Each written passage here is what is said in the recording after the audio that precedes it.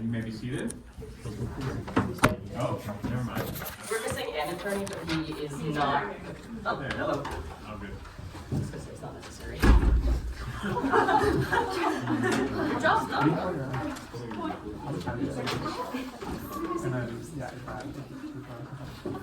Timekeeper's ready. All right. Is the plaintiff ready to give closing statement? In just a moment.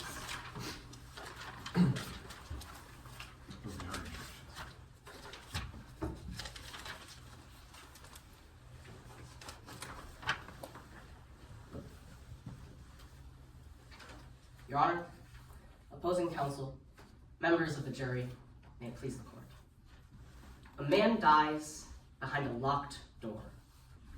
There are no other entrances. There are no other exits. The man is alone in that room, and yet we know that someone has killed him. Now, when you're writing a novel, this is what's known as a locked room mystery, and they're quite the conundrum. But in real life, a locked door is a clue. Because a lock needs a key. And if you find the key, well, you'll find the killer. In April, when Taylor Hobson boarded the Mid-Riverina Express, her life had just been turned upside down. Her father stopped funding her lifestyle, and what was once a simple argument was rapidly becoming all too real. You heard today that they fought over her place in his will for years. You heard today that on April 24th, Avery Bancroft started writing a new will, one that excluded her inheritance, one that did not give her $380 million.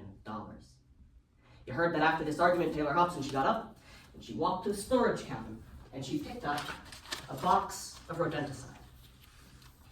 And 12 hours later, Avery Bancroft was found dead, poisoned with rodenticide.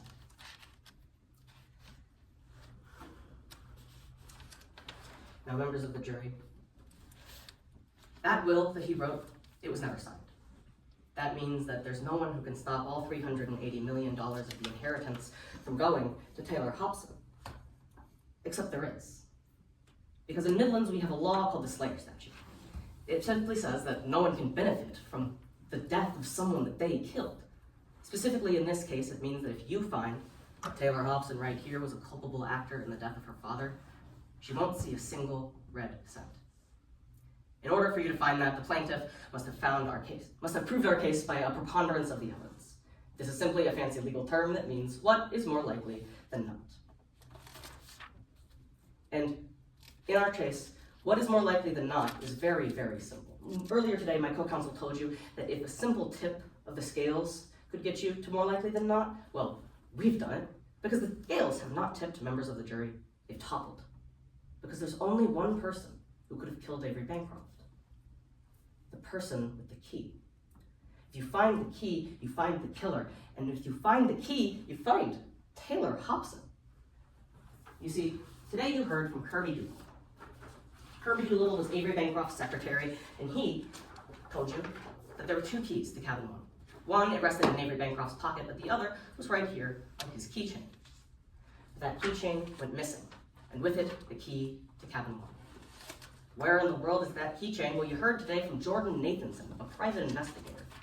He told you that not only did he see Taylor Hobson throwing away a box of rodenticide, he also saw her with this key. What's more, you heard today from Rory Shelton. She told you that not only was Avery Bancroft and Taylor Hobson arguing over this will the very night before he was murdered, well, who did she see those keys with? Taylor Hobson. Now, when I'm done speaking, the defense is going to try to confuse this. They're going to tell you that, well, no, it wasn't Taylor Hobson. They're going to tell you that it was Shannon Shahid who paid Ashley Connell, and it was over the money, but it was also over allegations about a casino fire. But none of that matters. Because the evidence that they've produced, it simply doesn't hold up. Look at the single piece of evidence that they've showed you that Shannon had any involvement in this. The actual text that they've showed you reads, "Someone else will be acting on the spirit's behalf." This text doesn't mention Avery Bancroft. And what's more, this text talks about someone else, not Ashley Connell, who this text was sent to. They're misconstruing the evidence that they've put before you, because that's what this case is about. Earlier today, the defense opener told you that it was a what's more likely between two people. Someone who had everything, and someone who had everything to lose. But let's be clear. Shannon Shahid does not have anything to lose. No matter what verdict you find, nothing will damage Shannon Shahid. And while it's true that Taylor Hobson had everything, she's lost it. What is more likely than not? You know the answer to this, and I have my own question. What is more likely? That the killer of Avery Bancroft was a single mother on the train with her father on orders from her family psychic, or that it was the woman who held the key to the cabin? You know the answer to this, and so do I. Find the key, and you found the killer.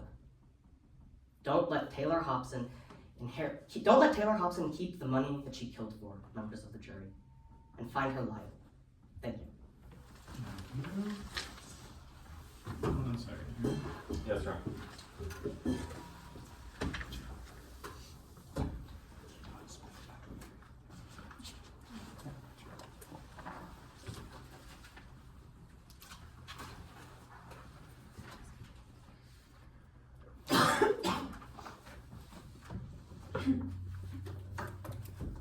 Point of order, may the timekeeper sit in the witness chair so I have a better view. Of course.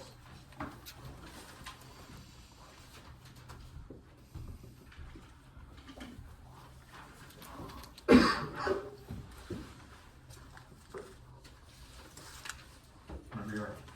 Yes, sir. The unseen child and the overlooked suspect. Members of the jury, today's case is about family. It's about relationships. It's about the ties that bind us together that are more than just blood. While the plaintiff has brought us here over allegations that Taylor Hobson was responsible for her father's death, they are focusing on the wrong relationship. While one daughter was given everything, the other was left behind. While one daughter was raised to inherit the multi-million family business, the other was kicked out. And instead of focusing on Shannon Shahid, they put their focus on Miss Hobson. Because throughout today's trial, you've heard testimony that Miss Shahid had every reason to want Avery Bancroft dead.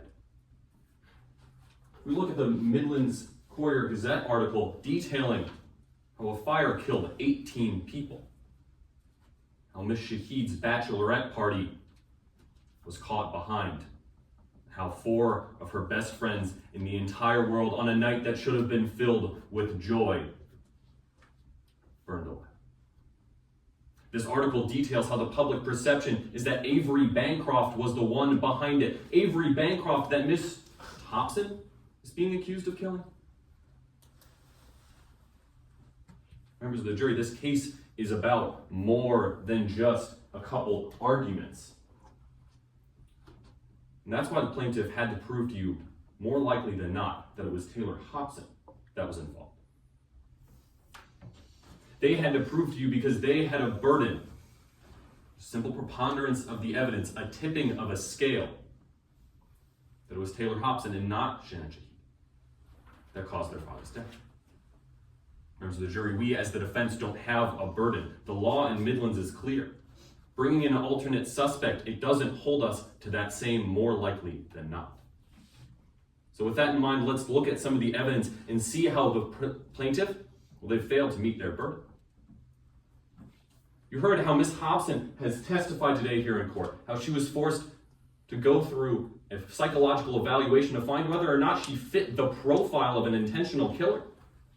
Dr. Haskins testified that in all of the categories, they didn't match up. They were called to the stand, they volunteered to go to the stand to decide whether or not they would be able, whether their story made sense. Shannon Shahid didn't take the stand. Shannon Shahid isn't offering her side of the story, but Taylor Hobson is. Because Miss Shahid has every reason to want Avery Bancroft and has every reason to pin it on Taylor Hobson as a result. You heard how today the case that we're arguing is worth $4 million. Ms. Shahid's current inheritance is 5%. The current will executed by Avery Bancroft is for 5% of that estate. Ms. Hobson was left the other 95%. By bringing this lawsuit against Ms. Hobson, Shannon Shahid is angling for nearly $400 million. We heard today how Ashley Connell was Ms. Shahid's person on the train. The text messages show that Ms. Shahid had knowledge that both their father and Ms. Connell would be overlapping. Ms. Connell, who was caught up within a frivolous lawsuit brought by Avery Bancroft, who also had a reason to want Mr. Bancroft dead. Now, they're trying to tell you that it must have been Ms. Hobson. She was the one with the keys. She was the one with the rodenticide. She was the one with the motive. But let's take a look, because at multiple points throughout trial, all of those have been found with more than one person, more than just Ms. Hobson. You heard testimony how the keys were placed to Kelly Dews. You heard testimony about how the rodenticide was not only given to train passengers, it was publicly available. But they want you to believe, just because of a locked door, that it was Ms. Hobson. Keep in mind, members of the jury, not a single witness took that stand. I can tell you, well, they saw Ms. Hobson.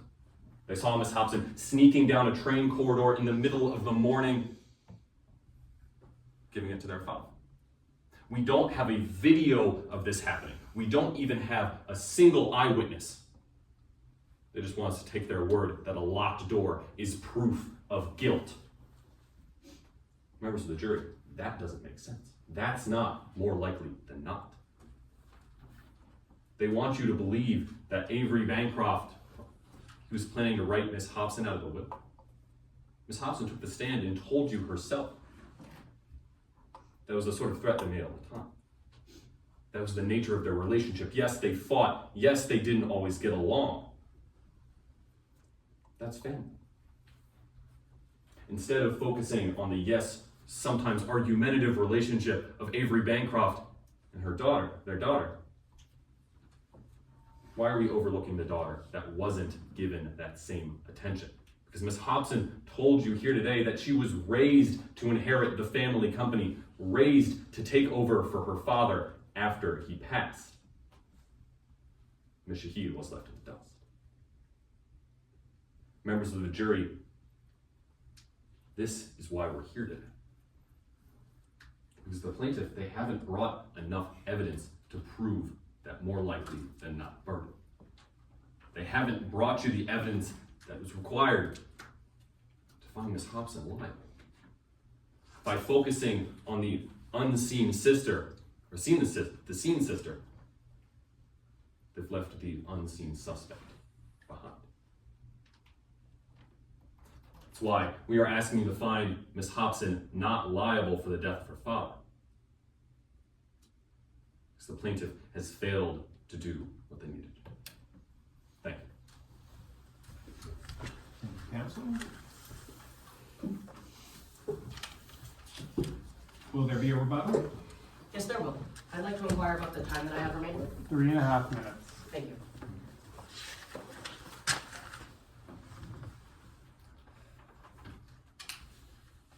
May it please the court. This case is not about family. It's not about arguments either. This case is about what happened on April 25th in cabin 1. And the defense is right. We haven't provided a video. We haven't provided a stream of witnesses who watched as she did it. Because, well, we don't need to. You don't need to be certain, members of the jury. This case is more likely than not. And we've proven that and pass.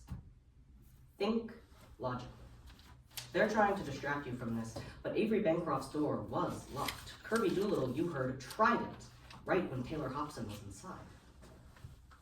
A locked door can only be accessed by a key, and no amount of family beef or hatred can change that. And nothing the defense says can change the fact the key was with Taylor Hobson. 2 witnesses saw the keys in Taylor Hobson's hand, and what's more, the defense's own witnesses had to admit that the key was in Taylor Hobson's cabin. They've tried to say that there was another person who could have done it. Well, Kelly Dews was the one with the key. Kelly Dews, Taylor Hobson's girlfriend. Every road in this case leads back to Taylor Hobson, and you will see it as well as I when you return to your deliberation room. When you find the key, you found the killer, and every piece of evidence you have before you will line up with it. The motive, the means, the opportunity. They are not only Taylor Hobson, they are only Taylor Hobson's. Find him live, please. Thank you.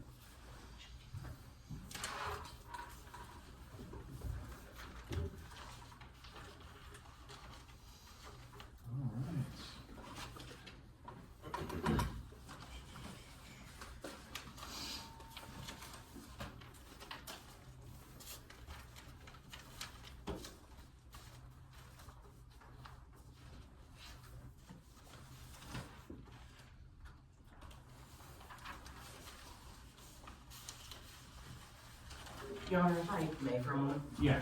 Thank you.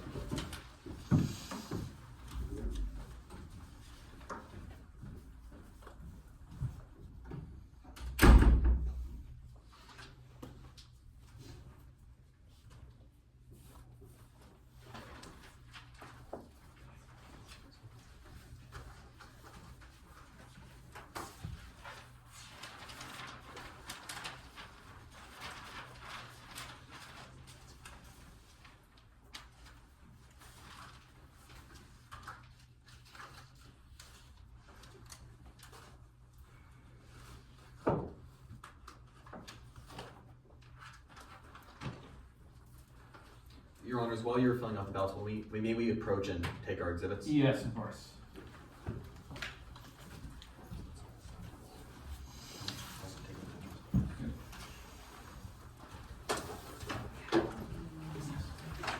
I know.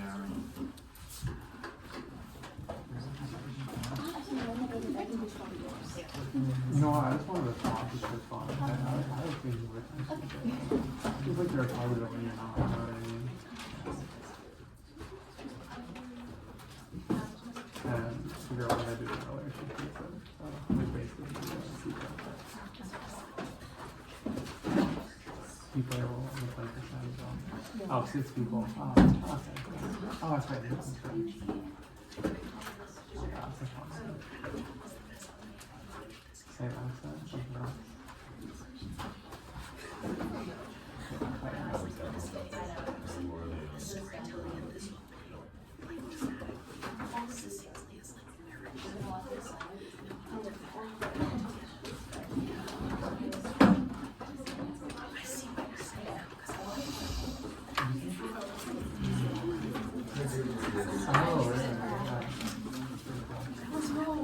Wow, what movie is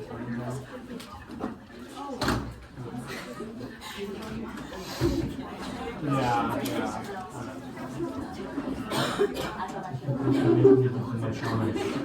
And they all have we go to BRIC.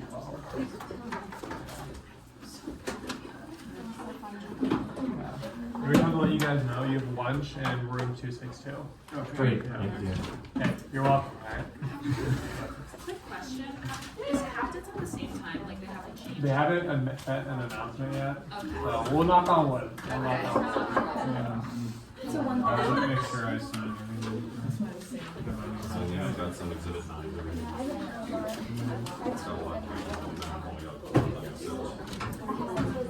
What's that? Yep. We'll be back to do the whole clear air and that stuff. Appreciate it. We could start on general feedback, right? Okay. Do you want to start? It's up to you. You want Go for it. Go for it. I'll jump in if I disagree or if you agree or you know. Okay. Yeah. Well, first, I mean, I don't know. Does anybody ever start out with general feedback and they're like, oh, that was kind of mediocre round? But no, this is great. I mean, this is an excellent round, especially for the first one of the tournament. whenever I do these, I'm always like I'm most impressed by the witnesses. The witnesses are always fantastic. They always do a great job. They like know all the details. They never, I feel like, stumble on anything. So all the witnesses were outstanding. The attorneys, I thought the witness questioning was very good overall. You have to be, I thought sometimes you do these and there are like just a ton of super frivolous objections, which didn't happen here. You do have to be a little bit careful with like speculation and more prejudicial and probative. More prejudicial and probative is almost never granted. The situation where it is like the pictures. Like that's a good example of where that would be granted, but not him describing the injuries. Speculation, I mean, there's a line between a valid inference and speculation, but overall the objections were good. I thought that the witnesses were very good on cross about it, not just giving yes or no and trying to help there, trying to help burn time. I thought that attorneys were pretty good about sort of walking the line between being a jerk and controlling them. So that was good. That's always a tough thing to master. I like that this is classic mock trial advice, but you both had a theme for your case. I like defense's theme, but I really liked the find the key, find the killer. I thought that was really, really good. I like what the defense is going for with their theme. I would just like think about how maybe like reword it slightly because it just wasn't quite as catchy as plaintiffs. But both closing statements were very good. Openings were good. What you said about defense theme was the first thing I wrote on defense open. Just that it's a mouthful, right? And it's not like a simple mouthful where it's like a catchy phrase, so it could be hard to digest at first. So if there's a way to even just dilute the language, do like the exact same phrase but dumb it down, simpler language, it might be easier. Yeah. I agree. This was a great round. I am always consistently impressed. Given the fact that you've already sung good praises and I sang your praises on comments, I will give mostly constructive comments. I think I echo what you said about especially 403. I think there were numerous instances throughout this trial, and I think it happens a lot, where a 403 objection is made when there's not really grounds for it, and you're just using it to argue like, oh, well, they're implying something that we don't like, right? Which isn't what 403's fault. Like that's not what misleading is. And then prejudice. Tell me to prejudice the jury. It's like, well, that's like that's not really. It's very, very rare. So yeah. I would just be careful. Like there are a lot of instances where you have a valid objection and you get the chance to do like a mini summation in the middle of your valid objection. Just be careful about making an objection for the exclusive purpose of giving a mini summation on that point. Right. I think that the attorneys were very good on their feet. In terms of objections, there were some that I really wanted to be made, not because I think I would have made them in that instance, but because your presider made it clear earlier in the trial that they were open to those kinds of objections. And I wish I saw that kind of adaptation. We saw it in some instances, but I think there was other times when it could have been taken advantage of. There were a couple of hearsay that I would have granted. Now you have to be careful with that. You should just object to every single thing with hearsay. That becomes annoying as well. But there were a couple where I was surprised that there was not an objection. But yeah, I thought they were mostly well argued.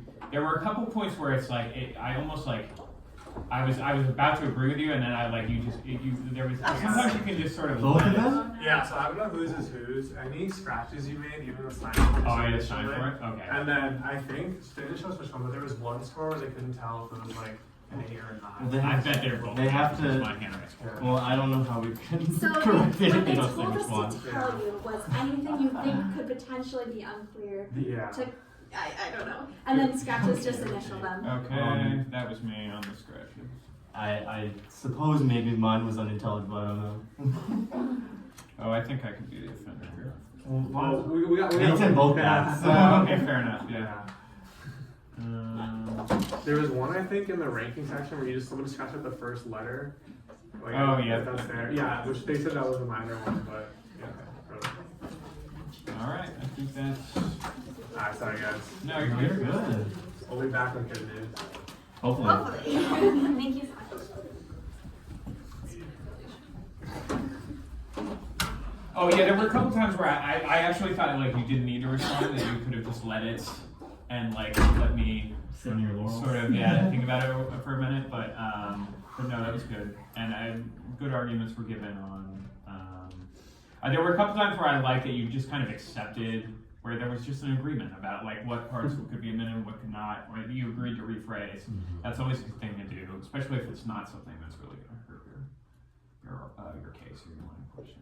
On the point of witnesses, I think all the witnesses, outside of just their own performance, had a good rapport with their attorney on direct, which is also really important because that'll boost both the attorney and the witness on direct score. So you guys do a good job of that. Sometimes if there's like a drastic tone difference between the witness and the attorney, for example, if you had one of those character witnesses up, if you had, both of you guys had great character witnesses. If you had either one of those up here with a super serious attorney, it'd be a little jarring.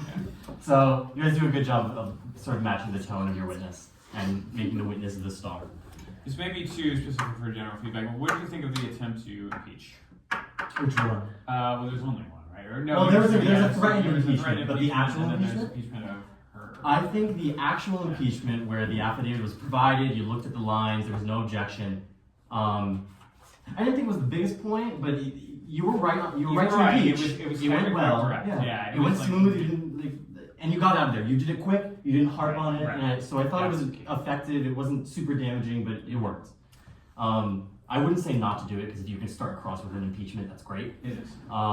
Even if it's a minor point, you have a line like that where they directly contradict you. Go for it. What do you think of the will? That was the one Which I had will? the most. The handwritten The one? handwritten one that they didn't sign. That was the one I was struggling with. I thought that was an extraordinarily novel argument. I never would have thought of the fact that you're going to say, well, he didn't sign it, so it's not clear that it was his motive or intent under 8033. Yeah. We definitely would. Very interesting. I don't think it'll work most of the time, but I think it's one that should be made. No, it's because definitely it's really worth- interesting. And it's a big piece of evidence, so you have to try to fight it. And it shows, frankly, that you guys are very familiar with the rules of evidence Yeah. and the exhibits, because you're able to cross-reference what the rules require with what is contained in the exhibit that hasn't been testified to. It just what's in it already.